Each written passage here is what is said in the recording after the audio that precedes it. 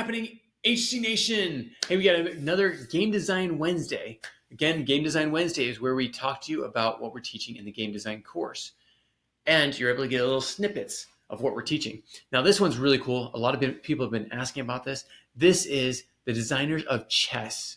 We're going to walk you through the origins of chess, whether it was made in China or whether it was made in India, and why we actually think one way or the other. We've actually chosen a side, but at the same, and it's for more intellectual reasons than it is knowing the history. But we're going to run you through the history of the game design of chess. So here's where you learn a little bit more about chess. And there's a lot of things you'll find out in your game design journal. If you signed up, the game design journal will help you walk through some of the lessons that people have learned by designing chess and the successes of chess and how you can become successful as well when you produce your own game. Now here we talk about thinking with your goals in mind, and we walk you through those steps as you go through the course. But the thing I want to get to, the thing that I think is the most important, and again, there's videos on the origins of chess, different types of chess, but this is the most important. Thinking with the end in mind. A lot of things that you do, a lot of projects, you want to think with the end in mind. So if you come up with this big project for school, you want to be able to see where it's going to go. Even if it changes over the rest of the process, you want to have this goal and say, I want that. That is what I want. I'm going to get there. So that's the end in mind. And then everything else will lead up to it. Now, and as you're developing the other parts, the beginning, the middle, and anything in between, you're going to actually start changing that end goal. But the end goal is to get you there. It's to get you through all the other parts. Sometimes these parts might be boring, such as like your class project. You might not like your class project, but if you're able to have that end in mind, have that goal in mind, you're going to be able to get there. Now, with game design, it's not exactly a goal. It's about producing something that's going to have structure and be well thought out. And a lot of times to have that idea, to have that well thought out structure, you need to have that end in mind, because you're going to put all the pieces together with that picture in the end, in the end and top of your mind. So we're going to walk you through a few of these steps. I actually did it myself. We're designing a game for all the graduates of the game design course. Now, this one, it talks about your different goals, the things that you want to teach them. But I'm going to start you off with one of these questions. Ultimately, what shows you are a winner at the end? Now, I can't tell you about the game because it's part of the graduation gift, and it's shared only in the game design course. But I want to think about, ultimately, how does my player win? How does my player avatar win?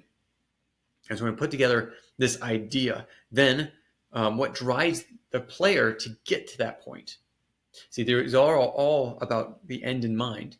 And the second question, the last question, is actually the one that's going to help you through the path to get to that point. Then what are the paths going to look like? Again, if you have that end point, then you can start thinking about these other parts. And we're not going to, later on, we're going to go more into detail of all those other parts. But you get to choose your paths and how you want to get there. And this is all, now that we've gone through a lot of the beginning stages of the game design course, now we're getting to creating a board game. So all these questions end in mind. This is all based off of a board game. So if you're going to create a board game, this is the perfect course for you, because you're able to see the structure and everything. And you're able to choose the medium as you did last week. So that last week you were able to choose the medium. This first one is like if you chose the board game and you're able to run through all the processes there. So thanks for joining me on this Game Design Wednesday. I hope you got something out of it. Thinking with the end in mind. When you come up with a project, don't think about the beginning and just stress over everything else that's coming up. See that end in that end goal and make your way there. As soon as you have that end goal, you have something to shoot for, and that end goal might change. Doesn't matter. It's fine if it changes, because it's going to be even more well thought out by that point. If it stays the same, great too, because that's what got you through all the boring parts. There's going to be research for like a school project that you don't want to do. There's going to be other things that are going to be boring. But if you have the end in mind, you're like, that's my goal. That's my shot. If you have a goal that you really want, see, a lot of people when they start exercising and playing sports, they're going to set a goal for themselves. So take like exercising. I'm going to lose 20 pounds. That's my my end goal. I'm thinking, starting with the end in mind. Everything that leads up gets me there.